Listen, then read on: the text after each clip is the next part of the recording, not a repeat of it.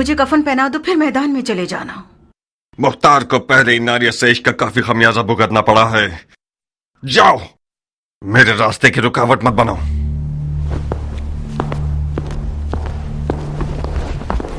क्या हुआ नारिया? तुम तो कान लगाए हुए खड़ी थी मक्कार। सुन तो लिया, उसने इश्क का खमियाजा उठा लिया है। हाय तुफ है तुम्हारी मैयत पे नारिया। काश मेरा मुर्दा बाप वो ना होता जिस पर रसूल खुदा नाराज थे। गड़े मुर्दे क्यों उखाड़ रही हो नारिया? मुर्दे नहीं उखाड़ रही हूँ जारिया, दिल रो रहा है। मैं समरा इब्ने जुंदब के अलावा किसी की भी बैठी होती तो अपनी नजरों की तेजी से मुख्तार की ज़बान काट देती। अब भी कर सकती हो। नहीं हो सकती जारिया, तुम्हारी चचा जान के वसवसे ज्यादा कारी थे। वो मैदान में उतरना चाहते हैं।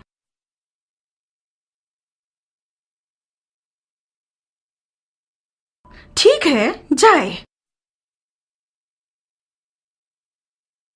तो मैं भी उसके पांव की जंजीर नहीं बनना चाहती। नहीं, बज़ाहिर शायद तुम्हें भी मुख्तार को जंगी लिबास में देखना बुरा नहीं लगेगा। हाँ क्यों नहीं, मुख्तार जंगी लिबास में दिलकश लगता है बनिस्बत किसानों के लिबास के। जब वो अपनी दाढ़ी छोटी करता है तो और भी मगरूर लगता है। नारिया, तुम क्यों हसद नहीं करती? मुख्तार का जंगी लिबास तुम्हारा दुश्मन है। उस बात से डरो जो तुम्हारा घर उजाड़ सकती है। वाकई? जरा सोचो नारिया, मुख्तार मैदान में जाएगा तो सिर्फ हसन के दुश्मनों का दिल ही नहीं दहल जाएगा, बल्कि अरब की काली आंखों वाली लड़कियों की एक बहुत बड़ी तादाद उसमें मरती है और गश खाती है।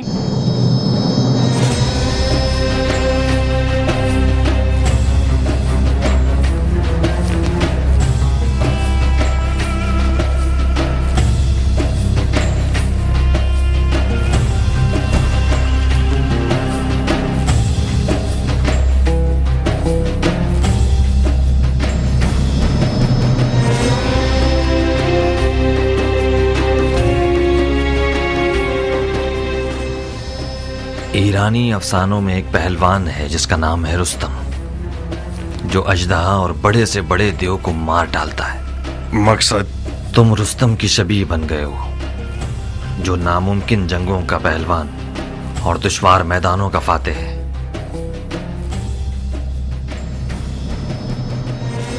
मैं हमेशा अपने ख्यालों के रुस्तम को तुम्हारे जैसा देखता था। कियान, मैं मुख्तार हूं, अपनी ही शबीह हूं। अगर तुम्हारी कहानियों का रुस्तम भी आ जाए तो इन हिजड़ों की जमात के साथ नहीं चल पाएगा। हालात जैसा मैं सोच रहा था उससे ज्यादा नाजुक हैं। वो हाथ जो गोद में सोना रखता है, उसकी मुट्ठी में छुपा हुआ खंजर भी होता है। इस बार मुआविया ने अपनी बेटी को सोने के जहेज के साथ नेज़े पर बुलंद किया है।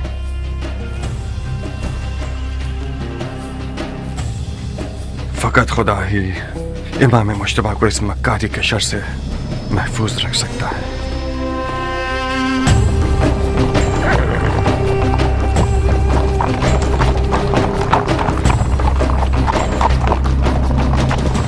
हाकिम बुजुर्ग के हुक्म से हजरत वाली मुख्तार ने लड़ने के लिए कमर कस ली है, ताकि गलती करने वालों और बागियों की गर्दन तोड़ सके।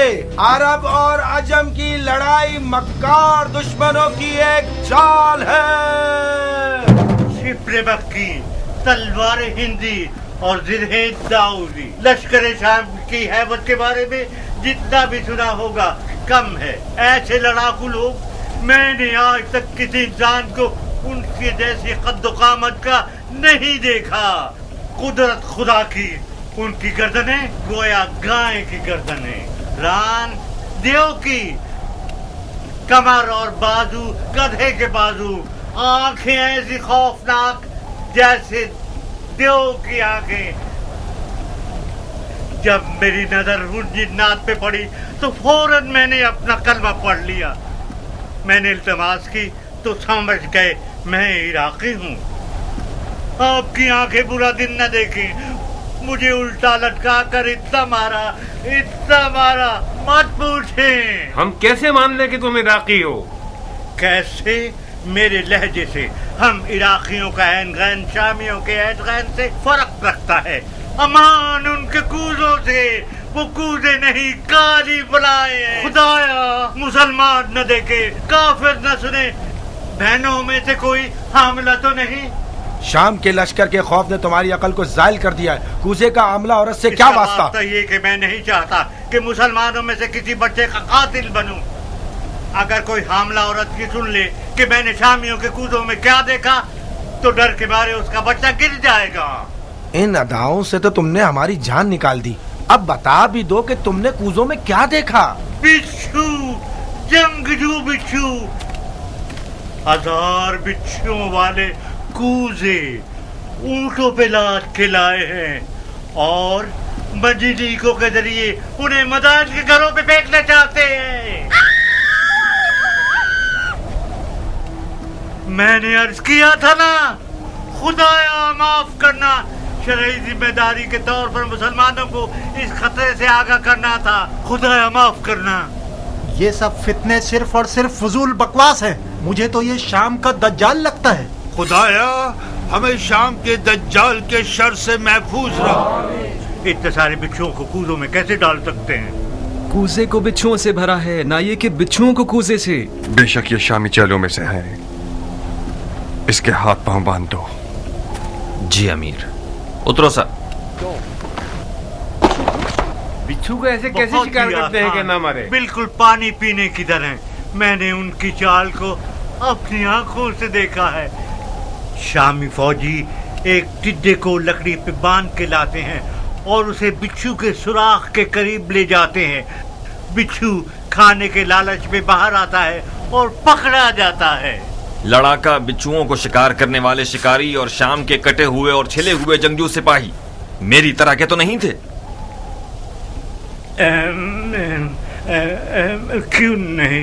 क्यों नहीं, शक्लो हैत पर तुम उनसे कम नहीं हो, मगर कद्दो कामत में उनके एक तिहाई भी नहीं हो। अगर गलती न करूं तो कहीं देखा है मैंने। हाँ। बेगैरत, तुम्हें शर्म नहीं आती? इन किस्से कहानियों से लोगों को वहशत में डालते हो। अपने शहरों दियार के लोगों की बेघरी को कितने सिक्कों में बेचा है तुमने, खयानतकार। नमक हराम के हाथ कट जाए, उससे सही तरह पेश आओ। तुम्हारे हाथ नमक हराम नहीं है, खयानतकार है। मैं इन्हें काट दूंगा। इन झूठों के इसके हाथ पांव बांध दो। आप लोगों को मारना चाहते हैं।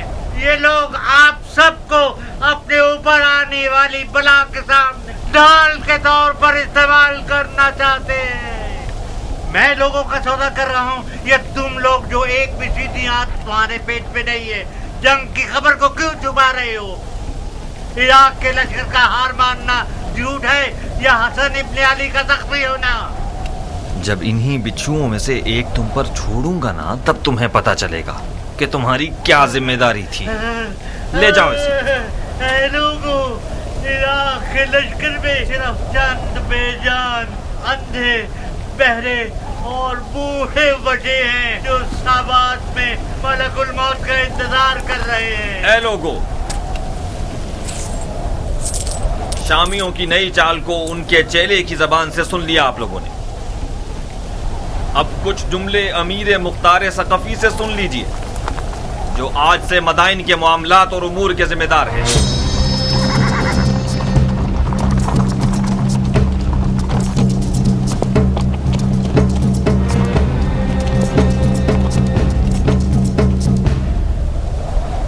मैं गुमान कर रहा था कि मुआविया इराक के जंगजुओं के दिल और ईमान को खरीदने के लिए ऊंटों पर सोने के कूजे भरेगा, मगर ये लड़ाकू बिच्छू उन्हीं मज़हका ख़ैज़ चालों में से हैं जो सिफ़ैन में कुरान की सूरत में नेज़ों पर बुलंद किए गए हैं। सच तो ये है कि इराक़ अरब हमेशा से शामियों का बहुत ताकतवर हरीफ और मध्य मुकाबिल रहा है और है।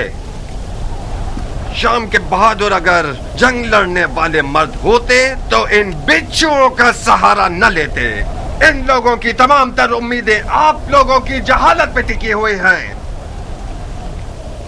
लश्कर इराक के सोना पसंद लोग मैदान जंग में दाखिल होने से पहले ही मुआविया के सोने पर बिक चुके हैं।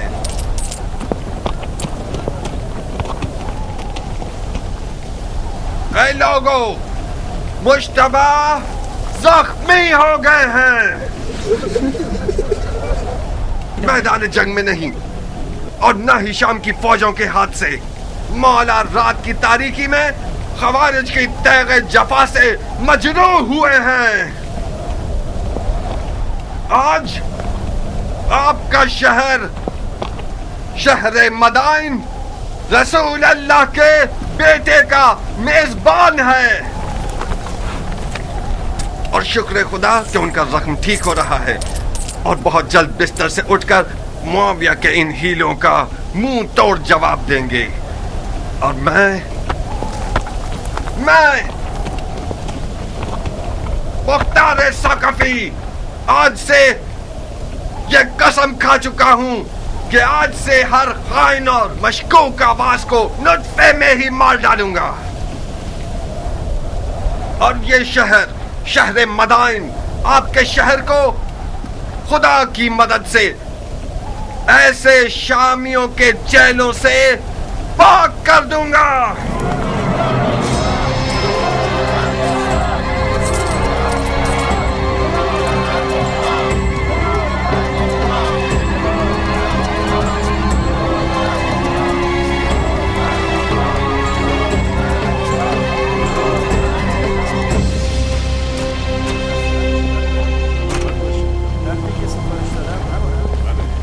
किस गुनाह में मारा गया? ऐ मदाइन के लोगों, किस गुनाह के जुर्म में? आप लोगों को एक बेहुदा जंग का लुक्मा बनाना चाहते हैं। आज आप लोग उस शख्स के मेहमान हैं जिसकी खातिर आप लोगों का खून बहाए जाने की कोई दलील नहीं है या नामूस की बेहुरमती हो। कहीं देर ना हो जाए और शामी आप लोगों पर मिंजनीकों से और रोमी तोपों से हमला करके आपके घरों को जला दे। हसन इब्ने अली के पास क्या जवाज है कि वो आपके शहर की तरफ आए जबकि उसे पता है कि वो जंग हार चुका है। मैं उन मुजाहिदों के मजमे से आ रहा हूं जो अपने शहीद भाई जरा इब्ने सनान के अज़ादार हैं। वो शहीद जिसने सिर्फ कसद कुर्बत की नीयत से अबू तुराब के बेटे को जख्मी किया और खुद शहादत पर फाइज हो गया। ला हुक्म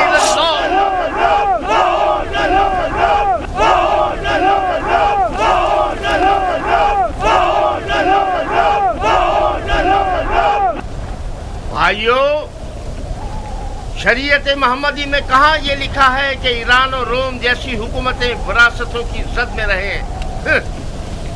मुआविया अपने कबूतरबाज और बंदर से खेलने वाले बेटे के लिए हाथ पांव मार रहा है और अली के बेटे रसूल की रिश्तेदारी का गलत फायदा उठा रहे हैं। वो बोलना आ गया है तुम्हें आरज़ा? खाली मैदान में रिजत पड़ना कोई बड़ी बात नहीं है। तुम खारजियों पे लानत हो कि अरब के लिए बायस जंगवार हो। तुम लोग जो आज माविया को काफिर समझते हो, कल सिफ्तैन में उनके मुसलमान होने पर क्यों गवाही दे रहे थे और क्यों उसके हाथों पे बैच कर ली? सुन रहे हो भाइयों, हम पर तोहमत लगा रहे हैं कि हम दीन से खारिज हो गए, जबकि शरीयत मोहम्मदी पर वफादार तरीन उम्मत हम हैं। हमारा कल और आज का नारा एक ही है, न मुआविया, न अली और न उनके बेटे। जब तक ये लोग हुक्मरान रहेंगे, भाई भाई की जंग बपा रहेगी और मुसलमानों के जिस्म के टुकड़े खाक पर गिरे होंगे और मुस्लिमीन के दरमियान फितना रहेगा। खुदा की कसम, जब तक ये सारे फितने बाकी हैं, जिहाद से बढ़कर कोई फजीलत नहीं। अल्लाह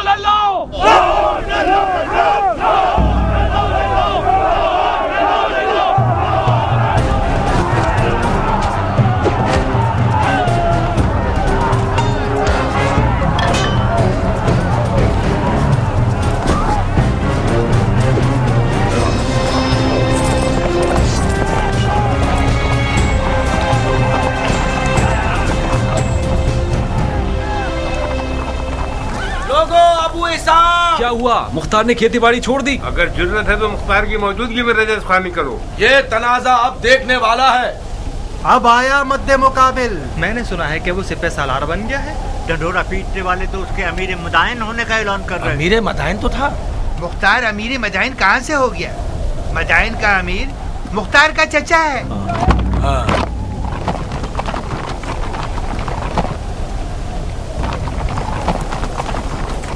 अजीब बात है कि चमगादड़ दिन के उजाले में मैदान में निकला है। जहाँ तक मैं जानता हूँ चमगादड़ रोशनी से डरता है और रात की तारीकी में शिकार के पीछे भागता है। तुम तो गैर जानिबदार थे और इस भाई भाई की जंग के खिलाफ थे अबू इसहाक। इसका मतलब है तुम्हें भी फरेब्ता कर लिया है उन लोगों ने। तुमने किस लालच में अपने दीन को दुनिया के बदले बेच दिया मुख्तार? बादशाही इराक के बदले? कैसे? जानते हो क्यों मैं बकौल तुम्हारे इस भाई भाई की जंग में किसी की हिमायत नहीं कर रहा था? इसकी दलील इस अदालत पर गुस्सा है जो तुम जैसे हैवानों को भौंकने और पंजा मारने का मौका देती है, और तुम लोग अवाम के दरमियान अपने जाहिलाना उपकार को चिल्ला चिल्ला कर फैलाते हो। खवारिज मेरी नजर में काफिर हर्बी हैं जिनका खून बहाना हलाल है, चाहे वो तलवार खींचे या न खींचे। फकत इस बार तुम लोगों के खून से गुजर रहा हूँ। हुक्म काज़मीन अल-गैज़ व आफ़ीन अनिन नास की इताअत करते हो। अब तुम लोग दफा हो जाओ और मेरी नजरों से दूर हो जाओ। एक और बार तुम लोगों को मैंने देख लिया, तुम्हारी माँ को तुम्हारे गम में रुला दूंगा। जाओ और इस पैगाम को अपने खबीस दोस्तों तक पहुंचा दो। क्या तुम्हारी तलवार भी तुम्हारी जबान की तरह रजस खानी करती है इराक के मुस्तकबिल के बादशाह?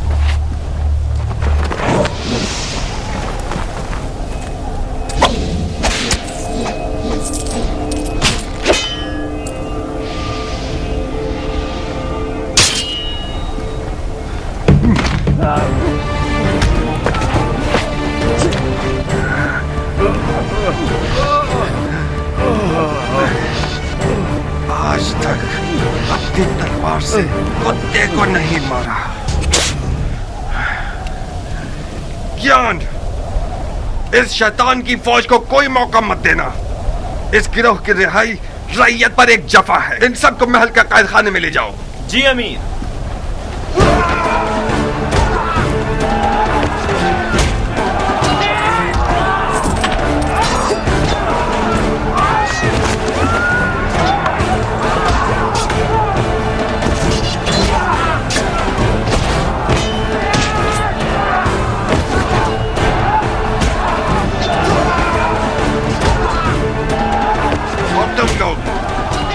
अच्छी तरह से कान खोल कर सुन लो।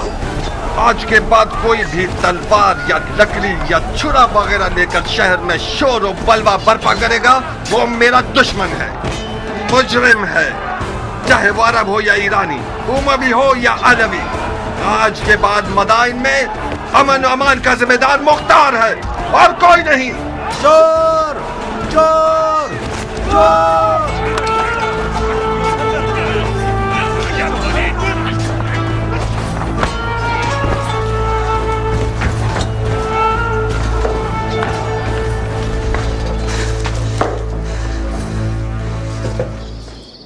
क्यों चेहरे पर 12 बजे हुए हैं मेरी जान?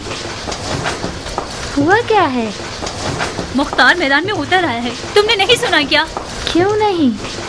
मदाइन में आग लग गई और मुख्तार ने पानी की तरह उसको बुझा दिया। क्या नक्शा खींचा है उसने? किसी को भी मुंह खोलने की जरूरत नहीं है। उसे घर में रोकने में नाकाम हो गई ना? मैं नहीं कर सकी हनाना, वो जाल में नहीं फंसा, और तो और नारिया का इश्क भी उसे रोक नहीं सका। उसने अपने कान हर वसवसे के लिए बंद कर लिए हैं। तुम क्यों अपने आप को परेशान कर रही हो? अगर मुख्तार मैदान में उतर आए तो क्या उसने उमर के हाथ बांध दिए हैं? जब उमर इराक का बादशाह बनना चाहता है तो फिर तो उसे मुख्तार की रुकावटें हटानी पड़ेंगी। क्या वो ऐसा कर सकता है हनाना? अगर तुम चाहो तो कर सकता है। अब उसने कौन सा ख्वाब देखा हुआ है? अच्छा ही देखा है बेटा। उमर और मुख्तार बचपन से ही दोस्त हैं। मामले को मिलकर हल कर लेंगे।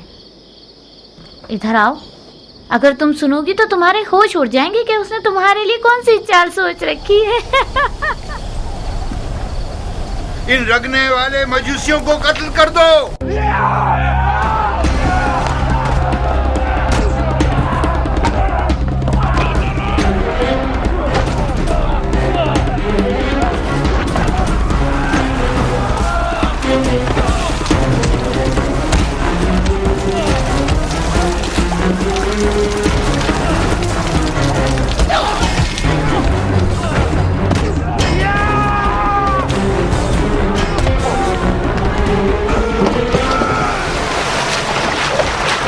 चलो ए जाहिल मजूस, तुम लोग वाजिबुल कत्ल हो।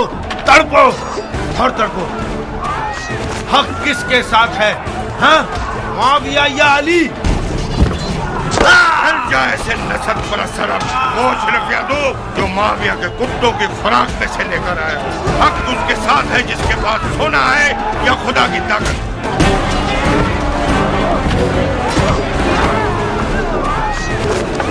मार चुके?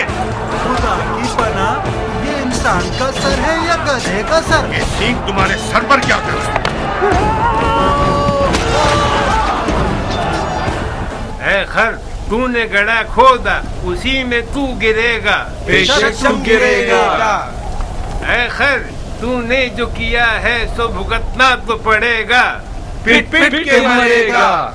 है खर, क्योंकि तू गधा है तुझे चाबुक भी पड़ेगा। सहना तो पड़ेगा। है खर, तू धोबी का कुत्ता है जो ना घाट ना घर का। शैतान का चेला। क्या भैंस की बदबू ने तुम्हारे दिमाग को सड़ा दिया है?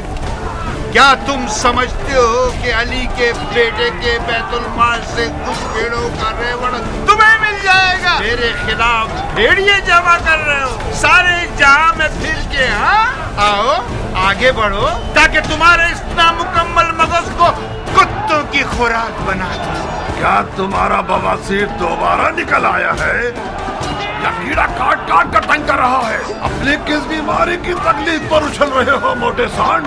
तुम्हें इससे क्या क्या मैं भेड़िए जमा कर रहा हूँ? किस हक की बिना पर मेरे घर में मुझ पर हुक्म चला रहे हो मनूत? मारू क्या? गधे के बच्चे, अकल के अंधे। शाम का लश्कर मदाइन के दरवाजे के बाहर खेमे लगाकर बैठा हुआ है। अगर मुआविया को मदाइन में अली के बेटे के हामियों का पता चल जाए, वो हमारे बड़े और छोटे पर रहम नहीं करेगा। टिड्डा खाने वाले अरब, तुम्हारा दिल मदाइन और मदाइन वालों के लिए फिक्रमंद नहीं, बल्कि सबको पता है कि खज़रमी अरब मुआविया के चेले हैं। तुम लोग डर रहे हो कि कहीं मुआविया तुम्हारी रोटी रिश्वत न बंद कर दे। अहमद गंजे, मुआविया इतना सखी है कि अगर गधे को भी अस्तबल में बांधता है तो उसकी आगे अशरफियां डाल देता है। तुम जो अली के बेटे की मोहब्बत का चर्चा करते हो, वो तुम्हें कौन से फूलों का हार बना देगा? गधे कहीं के। अली के बेटे की अदालत के लिए यही बस है कि वो अरब और अजम को एक निगाह से देखते हैं। हम उनकी सदा पर जान देने को तैयार हैं। खुदा यही वजह काफी है कि हम अली के बेटे के खून के प्यासे। तुम लोग बहुत बड़े बेवकूफ हो। इस आरज़ू को तुम लोग कब्र में ले जाओगे कि अरब और अजम एक हों। मुआविया के गधे,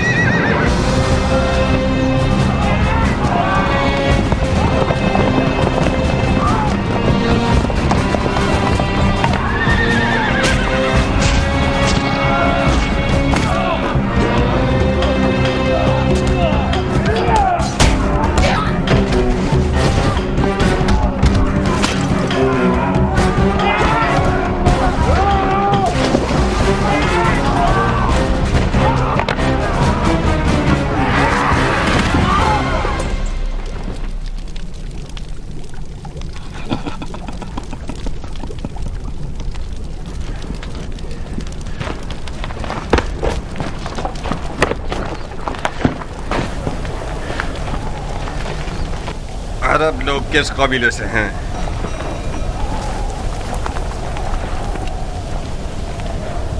तुम्हारी जबानें किसी जानवर का लुक्मा बन गई हैं? मैं तुम सबकी जबानों को काट दूंगा ताकि सारी जिंदगी अपना तारुफ न करवा सको। तुम हमें सूली पर चढ़ाना चाहते हो तो चढ़ा दो। हमारी कौम कबीले से तुम्हारा क्या वास्ता? तुम्हें सूली नहीं चाहिए, बुढ़े कोड़े चाहिए तुम्हें। फितनागर, शर और शरारत तुम्हारी निगाहों में कीड़े की तरह रींग रहा है। सरकार, ये लोग हज़रमी अरबों में से हैं।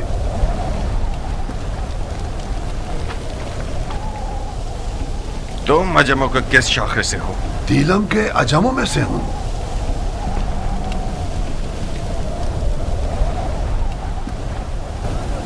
खुज़रा मियां अरब और दिल मियां जम का तनाज़ा, इसका मतलब है जंग, उमवी और अलवी की जंग। मगर यहां पर क्यों? मदाइन में, रंगने वालों के बाजार में क्यों? शहर के अंदर तनाज़े का मतलब फितना अंगेजी, यानी जंग, कानून और अमन के खिलाफ जंग, अमीर से जंग। आज इस शहर का अमीर मैं हूं। लड़ने के लिए मर जाता हूं मैं।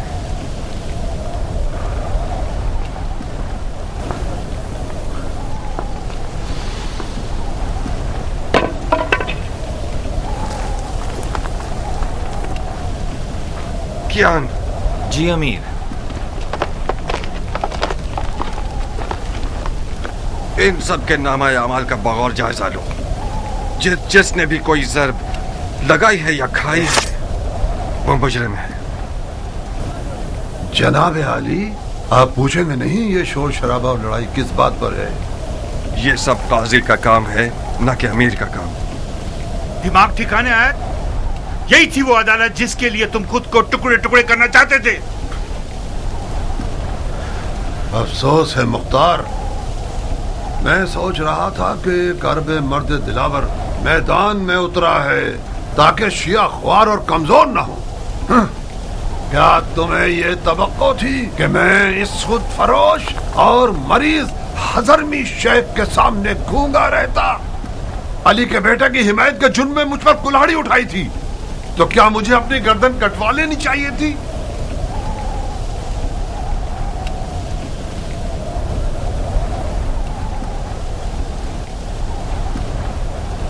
जो बरहक है वो अदालत और काजी के फैसलों से डरता नहीं है। और हाँ, वो शिया जो दुश्मन की चाल में मददगार साबित हो, उसके लिए बेहतर यह है कि वो जिंदान में ही रहे और सड़ जाए। मुख्तार, खालुल मोमिनीन माविया इब्ने अबू सुफियान उस जंग का जीतने वाला बादशाह है जो मोहम्मद की मीरास पर उठाई गई है। तुम और तुम्हारे चचा उसमें रुकावट नहीं बन सकते। तुम सियासत के आदमी हो मुख्तार। अली के बेटे और इराक की हुकूमत के बीच सौदा क्यों नहीं कर लेते?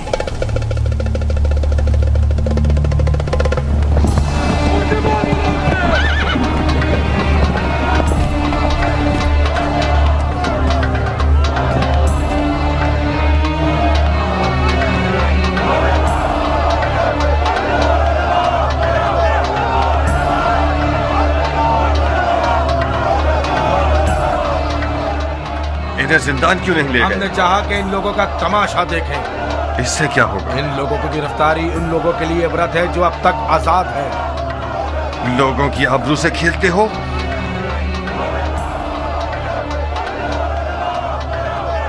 लोगों की नजरों से इन्हें दूर करो। जी अमीर।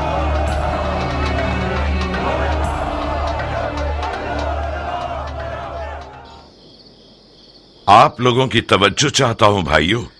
शायद अपने भतीजे की मदद से आप लोगों की जरूरत को चंद दिनों के लिए हल कर सकूं। ये मेरे भतीजे मुख्तार हैं। अस्सलाम वालेकुम ए मुख्तार। वालेकुम अस्सलाम। बैठिए। अस्सलाम वालेकुम। वालेकुम अस्सलाम। अस्सलाम वालेकुम। वालेकुम अस्सलाम। अबू उबैद के बेटे मुख्तार के बारे में बहुत कुछ सुना। मुझे फख्र है आपसे मुलाकात पर। ममनून और मशकूर हूं। बैठिए।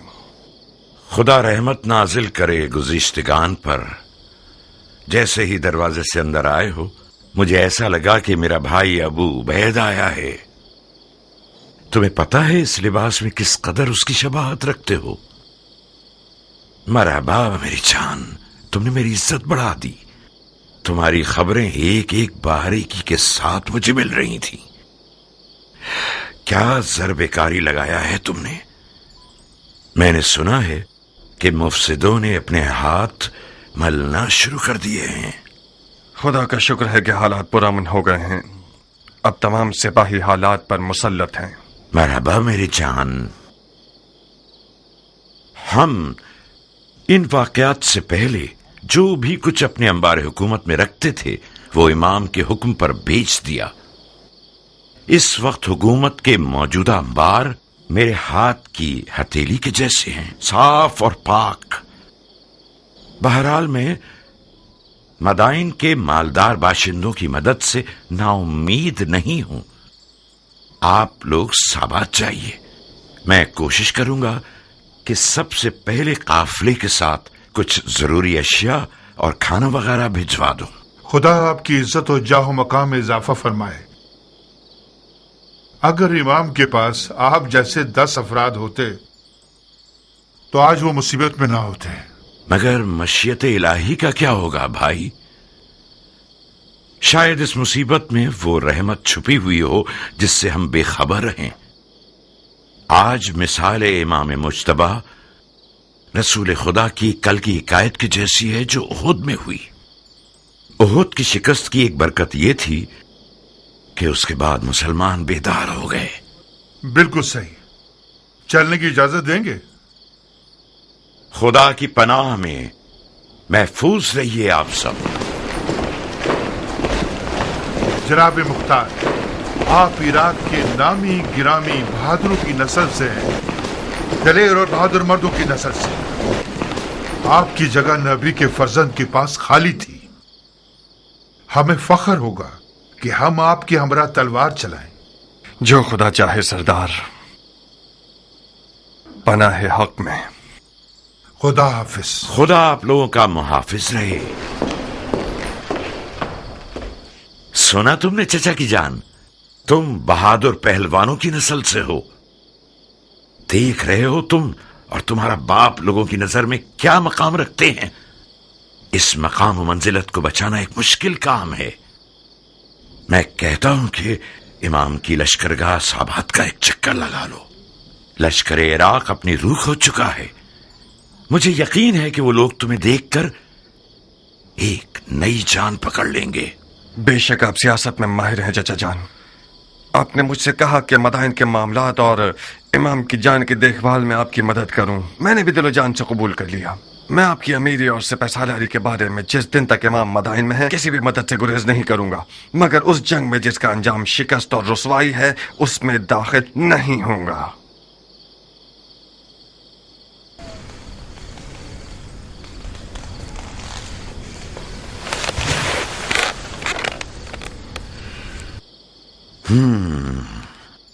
इसका मतलब है कि जो कुछ हुआ उसका अजाला नहीं करना चाहते। नहीं चाहता नहीं, बल्कि नहीं कर सकता। क्यों नहीं कर सकते? तुम फरमा रवाई और मामलात को संभालने में एक बेमिसाल महारत और कुदरत रखते हो। तुमने एक आधे दिन में मदाइन को तस्खीर कर लिया। क्यों ऐसा सोचते हो कि इराक की एक निडाल फौज में दोबारा जान डाल दो? मैंने मदाइन को आधे दिन में फतह कर लिया क्योंकि मैं एक मुकम्मल इख्तियार रखता था, क्योंकि मैंने सरकूबी की सियासत से काम लिया। इमाम इस तरीके से मुत्तफिक नहीं है। क्यों? क्योंकि इस तरीके में मुमकिन है कि बेगुनाह लोगों की भी कुर्बानी हो जाए। रंगने वाला बहराम इसका एक नमूना है। मुझे पता है कि वो बेगुनाह है, मगर उसे बंद नहीं करता तो अरब और अजम का शोर खामोश नहीं होता। बहुत खूब, यह भी एक दलील है। मुझे उम्मीद है कि इमाम का मदाइन में रुकना ज्यादा तूलानी न हो। तुम्हें किस बात का गम है मुख्तार? मेरी खेती बाड़ी, मेरी रियाया के मामलात। रोटी खाने वाले लश्कर को चलाना छोटा मशगला नहीं। कियान, मुख्तार के एक अहम मशगलों में से एक तुम हो।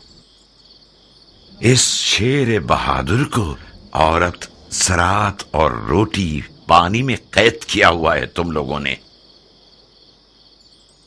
कियान, मेरा अहम मशगला तुम हो।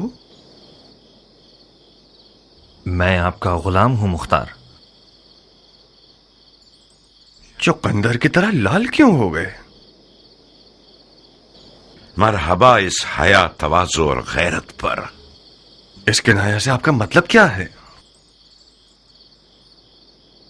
कियान ने जारिया को मुझसे मांगा है। मैंने तुम्हारी रजामंदी की शर्त रखी है।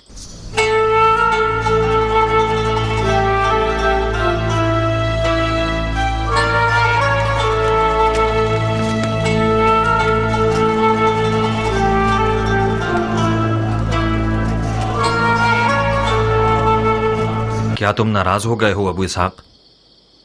हमारी दोस्ती के बारे में सोच रहा था। कुछ गलत तो नहीं सोचा ना?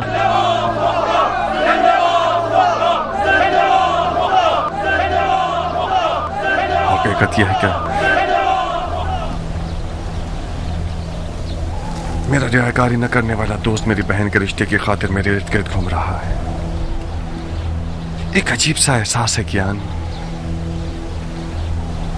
जारिया मेरी सगी बहन है और मेरे घर में बड़ी हुई है। ठीक है कि मैंने उसे बाप की तरह पाला है, मगर मान लो कि मैं उस पर मुकम्मल इख्तियार नहीं रखता। तुम्हारा हमसे मिल जाना भी मेरे लिए एक अच्छा एहसास है, मगर इन सब बातों के साथ मुझे कुछ नहीं कहना। आज रात मेरे घर आओ और अपने वक्त को देख लो। मेरी रजामंदी तो सिर्फ आधा मसला है।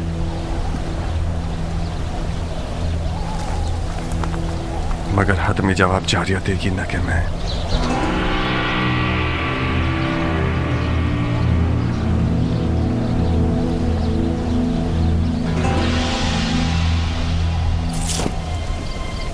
अरब की अजम से कैसी रिश्तेदारी?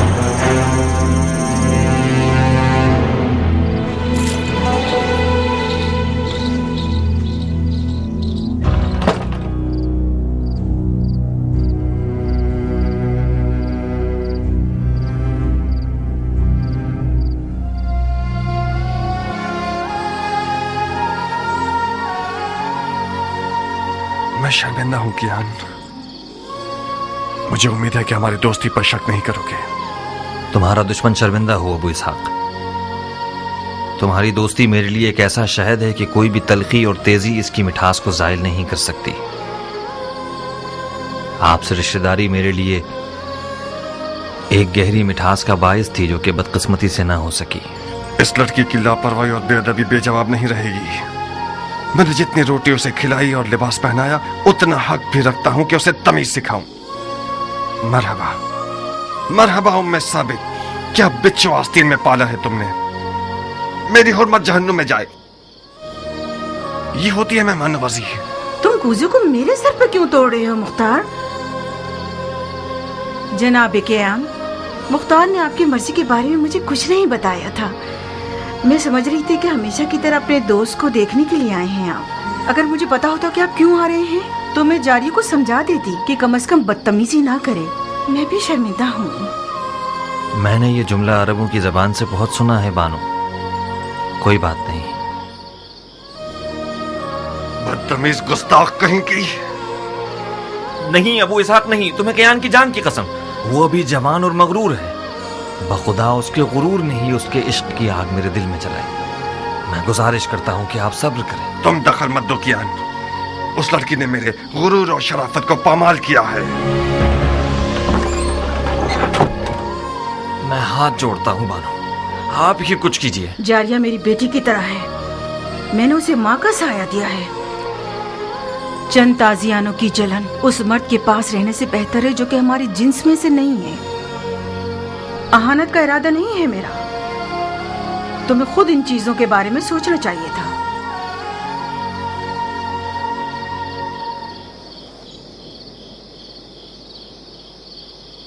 मुझे यकीन नहीं आ रहा कि तुम वाकई उसी मर्द के बेटे हो जिसने सबसे पहले ईरान पर हमला किया। उस मर्द के बेटे जो बहादुरों को जेर कर देता था। उस हाथी के शिकार करने वाले के बेटे जिसका अंजाम ये हुआ कि एक ईरानी हाथी के पांव के नीचे आके मर गया। तुम उस बाप के बेटे होते तो तुम्हारा गारतगर दोस्त एक बेनामो निशान ईरानी ना होता। अपने मुंह से ज्यादा बड़ी बात कर रही हो बदशक्ल बेअदब लड़की। मैं अपनी औकात के मुताबिक बात कर रही हूँ मुख्तार। मैं एक अरब की बेटी हूँ, अबू उबैद सकफी की बेटी, जो अपने आप में एक लश्कर था। तुम अब तक मुझे उस यतीम बच्चे की नजर से देखते हो जिसके भाई ने उस पर एहसान किया और उसे बड़ा किया। तुमने मेरी कफालत की ताकि मेरी जान का सौदा करो। तुम अगर मेरे दिलसोज भाई होते तो इस तौहीन को मेरे हक में कभी कबूल न करते। तुमने कैसे कबूल कर लिया कि एक बेनामो निशान ईरानी अरब की तमाम तर रस्मों को पामाल करके अपनी हवस की नजर कर दे मुख्तार? फजीलत किसी कौम, नजाद और कबीले से नहीं है नाफहम लड़की। हम मुसलमान हैं। उस ईरानी के बारे में क्या जानती हो जो इस कीने और बुग़्ज़ के साथ उस पर हमला कर रही हो? तुम एक ना से भी उसे जवाब दे सकती थी। उसने मेरी तौहीन की और मैंने भी उसकी तौहीन का जवाब दे दिया। मुझे यकीन आ गया कि जाहिल अरब का खून तुम्हारे रगों में जारी है। गौर से सुनो जारिया, अब तक मैं समझ रहा था कि हलाल लुक्मा तुम्हारी वहशियाना खुल्क को खूब को बदल सकता है। आज के बाद से तुमसे उन जाहिल अरबों की जबान में बात करूंगा, उन्हीं तैग व तबर की जबान में जिन पर इस कदर नाच रही हो। तुमने मेरे दस्तरखान पर कद निकाला है, बस तुम मेरी कनीज हो। अब तक भी यही था। तुमने हमेशा से एक बुरी नजर से मुझे देखा है। तुम मेरे मालिक हो, ना कि भाई। चाहो तो जिस भी कीमत पर दिल चाहे अपने उस ईरानी दोस्त के हाथों बेच दो मुझे। कियान को दुल्हन चाहिए, बिच्छू नहीं। मैं तुम्हें कभी भी नहीं बेचूंगा। इस कदर कुंवारी रहो, इस कदर कुंवारी रहो कि तुम्हारे सर के बाल तुम्हारे दांतों के रंग के हो जाएं।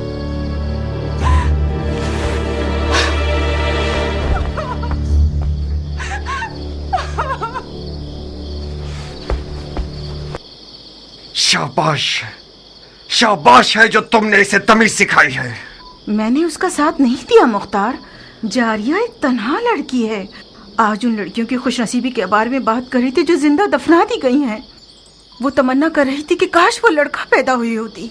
मुझे डर है कि वो पागल ना हो जाए। एक वहमे इश्क की दीवानी हो गई है। अगर तुम्हारा दिल उसके लिए जलता तो तुम उसके लिए एक अच्छी माँ साबित होती। तुम तो नाइंसाफ नहीं थे मुख्तार। उसे अपने शौहर के इंतखाब का हक दे दो। इंतखाब करे मगर पिसरे साद अभी वकास को नहीं। मेरे लिए ये नंगवार का बायस है कि मेरा बहनोई उम्र साद हो।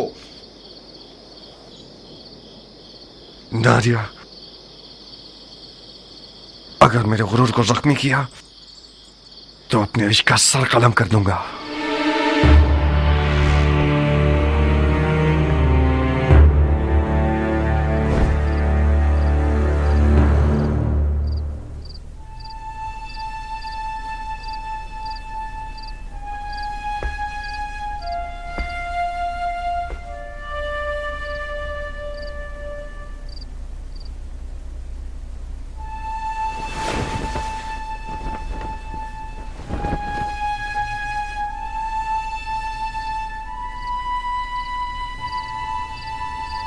देखा अरब का आजम से क्या रिश्ता है।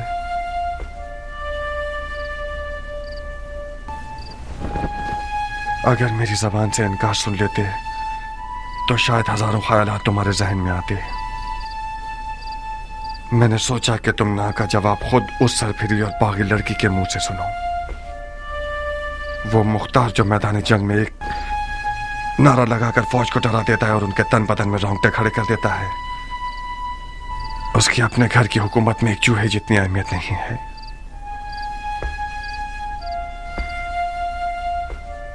दर्दनाक बात तो यह है कि मुख्तार एक अली का शिया उस लड़की पर आशिक हो गया जिसके बाप को रसूल खुदा ने लानत की है।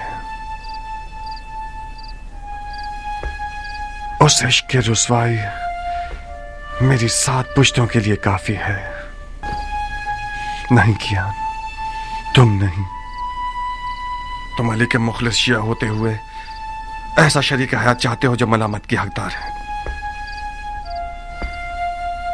यह नंगवार काफी है कि उम्र साद एक गंदा और मक्कार भेड़िया जारिया के करीब बैठा है और अपने बाप के नाम और नमूद की बिना पर उसे फरीफ्ता कर रखा है।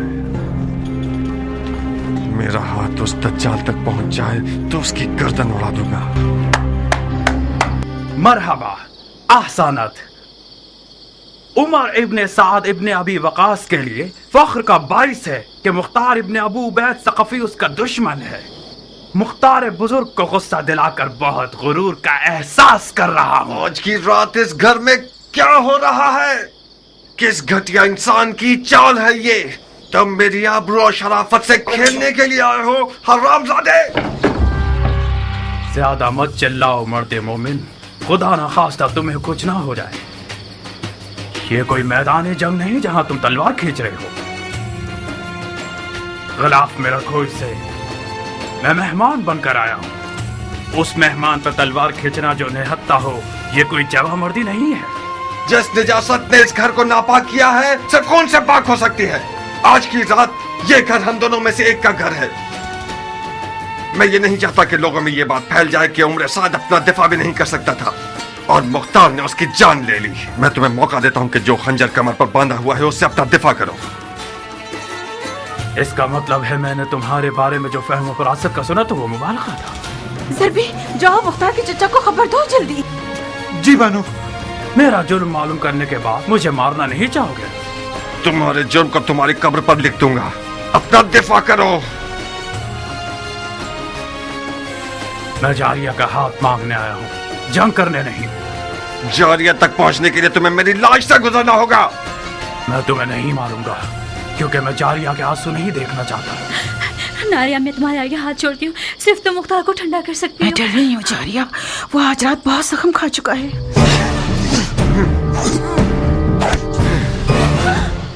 बेवकूफ न बनो मुख्तार, हम इस मौजू को मर्दाना अंदाज में हल कर सकते हैं। मैं तो अपने सामने मर्द नहीं देख रहा। तुम अगर मर्द होते तो आली उमैया की दरगाह में किसी कुत्ते की तरह न भौंकते। मुआविया ने तुम्हारे बाप को जहर से मार दिया और तुमने बजाय इंतकाम के अबू सुफियान के बेटे के हाथ पांव चूमने शुरू कर दिए। जो अपने बाप के खून पर थूके वो उस हैवान की तरह है जो अपने ही मुर्दगान का गोश्त खाकर अपना पेट भर लेता है। खंजर निकालो, लाश खाने वाले नामर्द, अपना दिफा करो।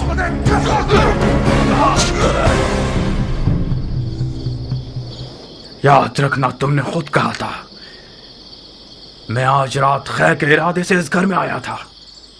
अफसोस है कि मेरे हिस्से में शर आया। खूब सर्ब लगाते हो मुख्तार, मगर मैं भी जंगजू आदमी हूं। आज की रात या तो इश्क के किले के दीवाने और सरफिरे दारोगा पर गलबा हासिल कर लूंगा या फिर माशूक के विसाल की राह में जान दे दूंगा।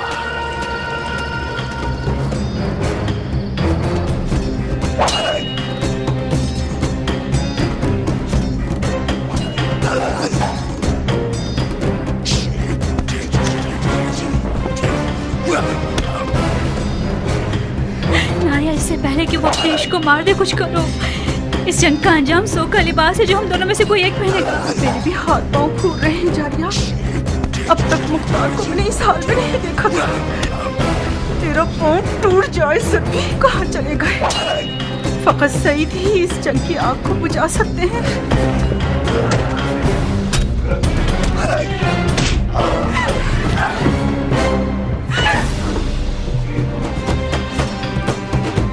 आज साबित कर दूंगा कि फातह ईरान का बेटा हूं। ईरान के फातह सरदार के बेटे, अगर जरा बराबर भी कोई इज्जत तेरे लिए बची है तो वो तेरे बाप की तरफ से मीरास है। बाप की फतूहात पर नाज करना हुनर नहीं है। मैं देख रहा हूँ किस तरह तुम मिट्टी में लौट रहे हो। बेहुनर मर्दे मुकाबिल को तलब करना इतने शोर में मोहताज नहीं।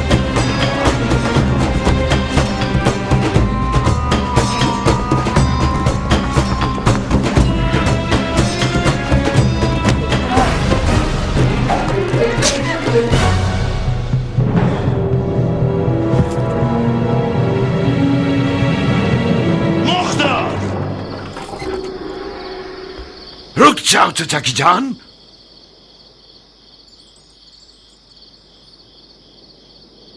तुम कहां और सफेद महल कहां पे सरे साथ?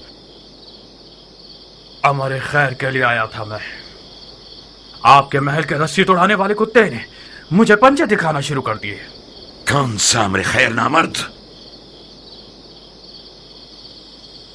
हाथ मांगने आया था मैं, जारिया का।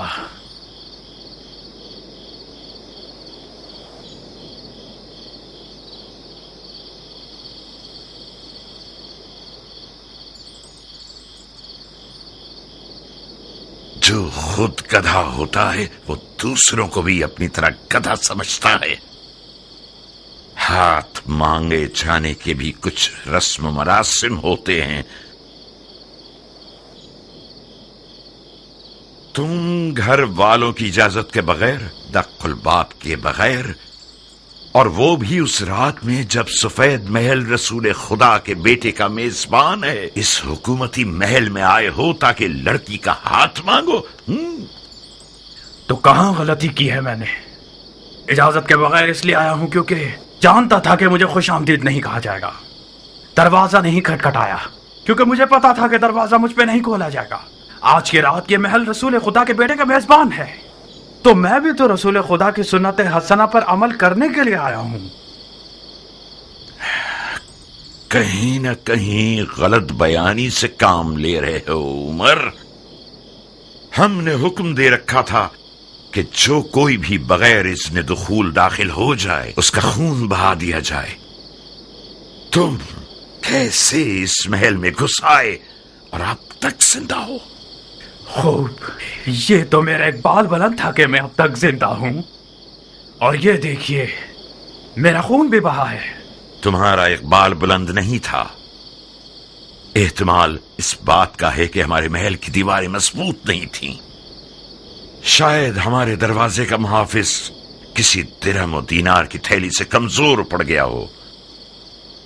जल्द पता चल जाएगा कि रिश्ता मांगने के बहाने के पीछे कौन सी गलत नीयत छुपी हुई थी। डाल दो इसे कैदखाने में। तुम तो एक अक्लमंद और बातक़वा मर्द हो हजरत वाली। किस अदालत पसंद दलील के तहत मुझे कैद कर रहे हो? अभी कोई हुक्म सादिर नहीं हुआ है। तुम चंद दिनों के लिए महल के मेहमान हो। जनाब वाला, अली के बेटे के लिए कोई दरो दीवार बचे ही नहीं है जिन्हें मुझे फतह करना पड़े। आप खामखा शक कर रहे हैं। यही तो तुम गलतफहमी के शिकार हो गए हो। मैं जब तक रसूल खुदा के बेटे का मेजबान हूं, ये तहैया कर चुका हूं कि शामी शैतानों के तरीके पर हुकूमत करूं। अगर कोई दलील हुई तुम्हारे पास तो मैं मुहाकमे में सुनूंगा।